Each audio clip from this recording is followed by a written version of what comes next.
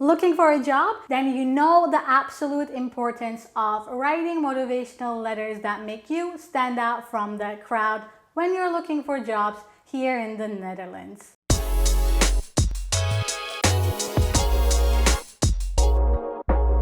Hi guys, welcome back to another episode of Making It in Holland, a channel all about expat life and entrepreneurship here in the Netherlands. And today we're talking all about motivation letters. In particularly, I will be sharing with you top 3 tips as to what you should never ever do when you're writing a motivational letter if you want to stand out from the crowd and land that job that you've been after here in the Netherlands. Without further ado, let's start with point number 1, and that is to never ever base your motivation, or otherwise known as your cover letter, off of a template. Now, when we're making our job applications, obviously the first place where we usually go is Google, and it is very common to type in things like how to write a motivation letter, how to write a cover letter templates, and Google being the vast resource that it is, you're probably going to end up seeing very great templates. Now, some people definitely just take that template, tweak it a little bit, and use that as part of their job application, or worse, some people just copy the exact template and send that off to hiring managers. It's very important to keep in mind that hiring managers receive hundreds to thousands of applications, sometimes every single day. Even if you've tweaked the template a little bit, if they've seen other motivation letters very similar, they will know that you did not even make the effort to put your personal touch and really try to stand out from the crowd. So instead, what you should do is focus on creating a motivation letter that is in 3 parts. And each of these parts can be seen as separate paragraphs in your motivational letter.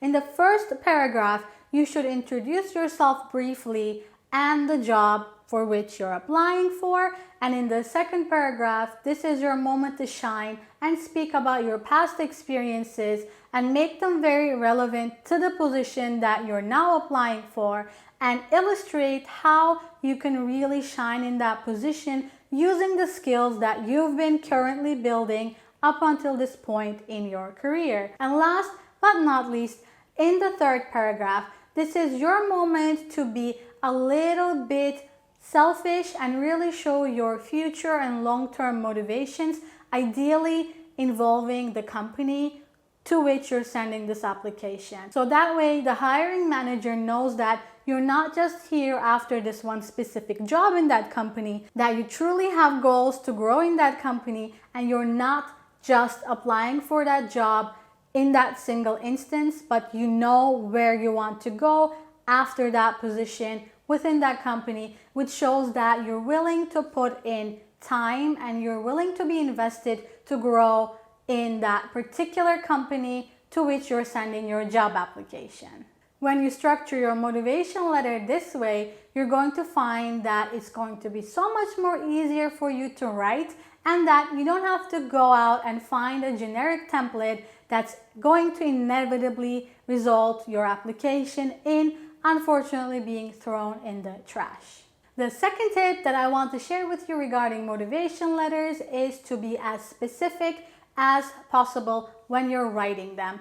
More often than not, I've done this in the past and I've seen other people do it. We really don't dig deep enough into our skills, our accomplishments that we have so far accumulated in our professional experiences. So for example, if you're an architect and you're looking for a job in architecture, it's not quite just enough to say that you worked in medium-sized projects and you did some AutoCAD drawings. It's so much more important to be specific. What kind of a project was it? What did you do before you even got to the AutoCAD drawings, and what were the results of those drawings being completed?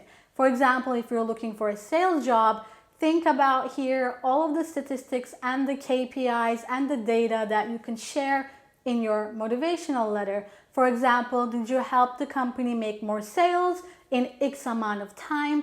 If so, how much more? What was the percentage like? If you're a data analyst or an IT person, Talk about some of the statistics and the data of the projects that you've worked on. If you're a web developer and you're very confident in driving traffic to a website, talk about a previous website that you worked on and very much allude to how many visitors per month that web page was getting. So this way you're being very, very specific and almost data driven when you're writing your motivation letter, which is undoubtedly going to make you stand out from the crowd because you're being as specific and hyper focused as possible.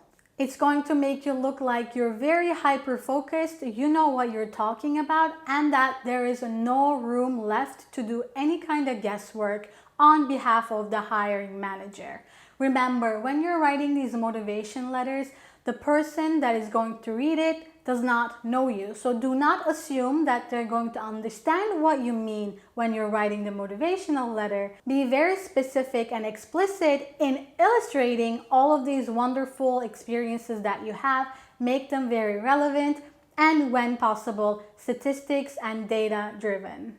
The last tip that I'm sharing with you today is one that gets overlooked very, very often, and that is to proofread your motivation letter before you submit it. Now, my favorite way to do that is to read the motivation letter backwards. Why? Because when we read a normal motivation letter in the regular order, we get caught up in its meaning. Therefore, our brain sometimes forgets to see some of the typos because it's busy understanding the context of what's being written about.